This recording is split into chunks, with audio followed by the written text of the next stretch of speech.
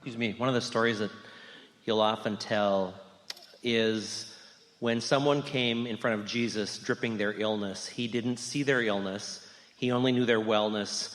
And by being in that vibration, they were then healed of their illness. And we want to make it more emphatic right now. He owned the room.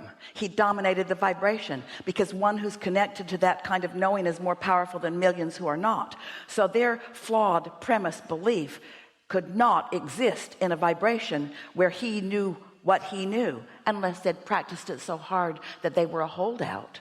He didn't heal everyone. Everyone who stood before him didn't allow themselves to be influenced by what he knew, to be a cooperative component to his desire. Right. Yeah. So the part that is kind of the point is that he will tell people and go and tell no one that this has happened. Don't go make trouble for yourself. Don't go face reality.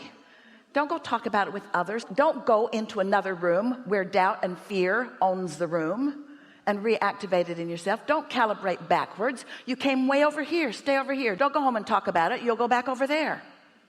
The part that I wanted to underscore that I had heard and then followed up on my own is that there was one of those stories where the person, instead of being quote unquote physically healed, was mentally healed. And he didn't tell them not to tell anybody. He actually gave them the direct opposite instruction to let them know that by, in their language, releasing the demons, that they were healed. So he said different things to different people for different reasons? Yes. So your confusion is? No confusion. I thought that point or that story was important. So what did he say? Did he say here. Go forth and tell everyone, or go forth and tell no one? In that one circumstance, he said tell people. Tell people. Tell people you've changed your thoughts. Tell people you've been released from the demons of your own mind. So what do you think that a teacher knew about that person in that situation? Their vibration. Their calibration was secure, and they would not be dissuaded from their calibration because it was secure. And why would someone say to someone, go tell no one right now? Because they just got there. It's the first time they've been there in a long time. Their tendency to lean that way is strong. Isn't that logical? Yeah.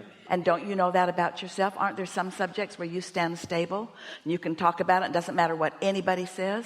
Haven't you ever had something that you wanted so much? Esther remembers when she found Jerry and Jerry found her, and they decided to run off and be together, and nobody in Esther's world thought it was a good idea.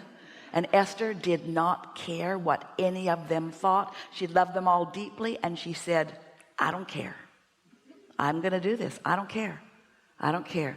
Because she knew what she wanted. Her desire was in alignment. It was an intention from before she was even born that was being satisfied.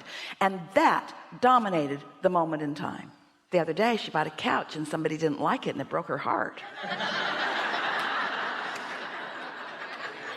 In other words, you're sure about some things than others. She felt insecure about the couch. She's never bought a couch like that before. The house is different. It's a very contemporary house. She doesn't really understand contemporary stuff. So she brings things in, and people go, oh. And she goes, oh, God, what am I going to do? We're just playing with you a little bit, but we're just pointing out that on some subjects you are tuned in to your power, and on some subjects you're not. And you have to know the difference, as in your example to us, Jesus knew the difference. So we say to you, go forth and tell all. I will. Thank you.